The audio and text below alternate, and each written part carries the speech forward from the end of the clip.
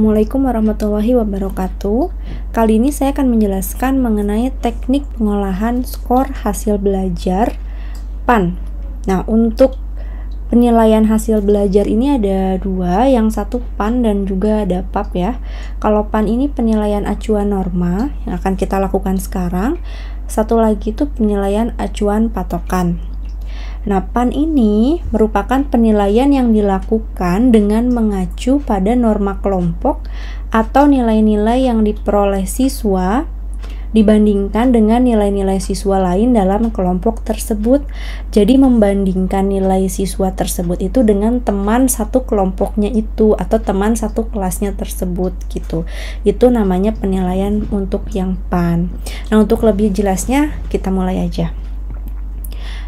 Yang pertama kita butuhkan ya, tentu saja data mentah. Di sini saya mempunyai 40 nilai yang merupakan data mentah atau skor mentah dari peserta didik pada mata pelajaran sejarah. Nilainya bervariasi ya, beragam. Nah, yang pertama kita lakukan itu mengurutkan nilai-nilai tersebut, baik itu dari yang terbesar ke yang terkecil atau yang terkecil ke yang terbesar. Nah, di sini saya mengurutkan dari yang terbesar ke yang terkecil.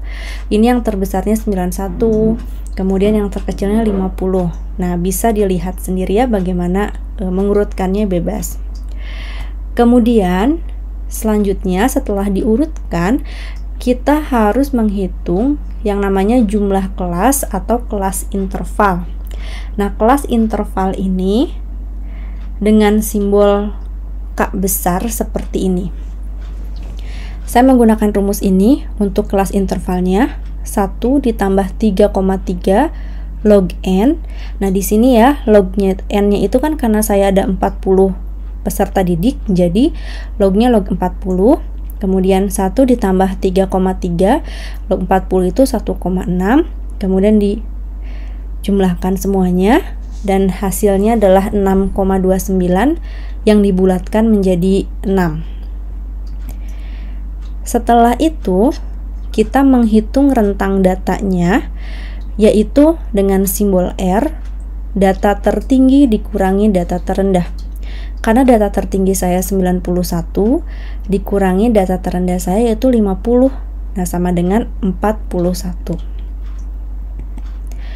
Nah, kemudian kita menghitung panjang kelas interval dengan simbolnya P. Di sini P itu R per K yang sudah kita hitung ya. R-nya itu 41, K-nya itu 6. Hasilnya 6,8, kemudian dibulatkan jadi 7. Setelah kita menghitung panjang kelas intervalnya, di sini kan udah ada 7 ya. Nah, ini digunakan sebagai panjang kelasnya ya. Nah, di sini kita lihat 50 itu merupakan data terendah saya. 50 ditambah 7 dan dikurang 1 itu hasilnya 56 gitu. Jadi di sini kenapa harus dikurang 1?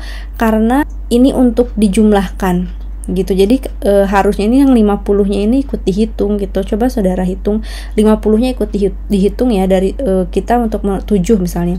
50, 51, 52, 53, 54, 55, 56. Nah, itu kan rentangnya sebenarnya 7. Kalau kita menghitung seperti satu-satu ya, dari 50, 51. Nah, sedangkan kalau mau langsung cepat, langsung dijumlahkan seperti ini harus dikurangi 1 gitu. Ini sudah rumusnya seperti ini. Jadi kalau 50 tambah 7 dikurang 1 sama dengan 56. Nah, kemudian nanti saya mulai lagi dari 57. Jadi ini saya mengerjakannya satu-satu, nggak langsung ada. Jadi ini dulu 50 ditambah 7 kurang 1, 56. Kemudian yang selanjutnya itu dimulai dari 57 karena ininya sebelumnya 56. Kemudian lakukan hal yang sama, setelah dapat 63 baru di sininya 64 dan seterusnya. Nah, kemudian di sini saya pindahkan ke sini supaya lebih mudah dilihat. Nah, ini semua merupakan batas bawah interval, sedangkan yang ini hasil tadi ini merupakan batas atas dari intervalnya gitu. Nah sekarang kita akan pindahkan ke tabel distribusi frekuensi ya. Jadi kita akan melihat frekuensinya dari hasil